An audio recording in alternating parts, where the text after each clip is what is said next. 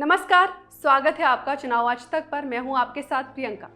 हमारे खास सेगमेंट एक कैंडिडेट खास में बात एक ऐसे नेता की जो स्कूल में प्रिंसिपल रहा, खेती किसानी की समझ रखता है, जो कबड्डी का चैंपियन भी रहा, लेकिन उसके एक बयान ने झटके में अचानक उसे मुश्किलों में डाल दिया।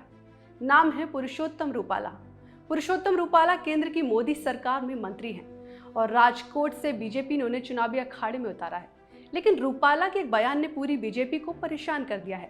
वैसे इंग्लिश में एक शब्द है पॉलिटिकली करेक्ट। इसका मतलब होता है बोलचाल या व्यवहार में सभी जाति धर्म का ध्यान रखा जाए। लेकिन इसके ठीक उलट पुरुषोत्तम रूपाला पॉलिटिकली इनकरेक्ट बन गए हैं। राजपूत समाज पर दिया उनका एक बयान उनके और बीजेपी के लिए गले की फांस बन गया है और रूपाला के माफी मांगने के बावजूद उनके विरोध के स्वर जस के तस हैं। दरअसल पिछली 22 मार्च को एक अनुसूचित जाति के सम्मेलन में रूपाला ने कहा था कि क्षत्रिय समाज ने मुगलों से मैत्री कर ली थी और उनके साथ रोटी बेटी का रिश्ता जोड़ लिया, लेकिन अनुसूचित जाति समाज कभी नहीं झुका। उनके इस बयान का क्षत्रिय समाज विरोध कर रहा है और ये विरोध लगातार बढ़ता जा रहा है।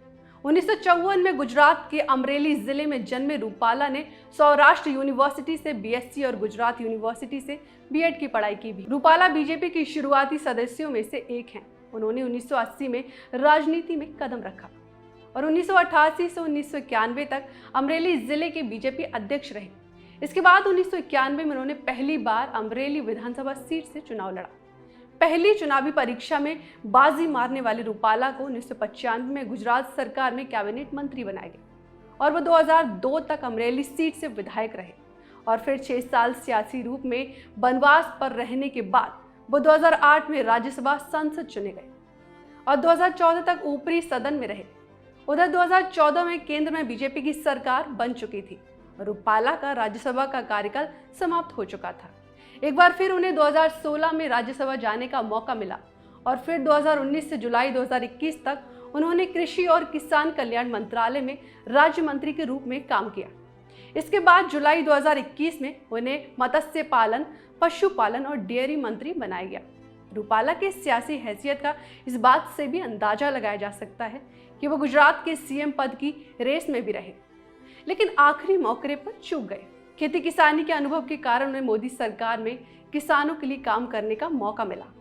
इसके अलावा बहुत कम लोगों को पता है कि रूपाला अच्छे एथलीट भी रहे हैं। कॉलेज के दिनों में वो सौराष्ट्र यूनिवर्सिटी की कबड्डी चैंपियन टीम के सदस्य रहे हैं। अब देखना ये दिलचस्प होगा कि जनता का रूपाला को कितना सपोर्ट मिलता है। चुनावी राजनीति से जुड़ी तमाम खबरों के लिए देखते रहिए चुनाव आज तक। वीडियो पसंद आए तो लाइक करें, साथ ही हमारा चैनल सब्सक्राइब करना ना भूलें। फिलहाल मुझे दीजिए इजाजत। नमस्कार।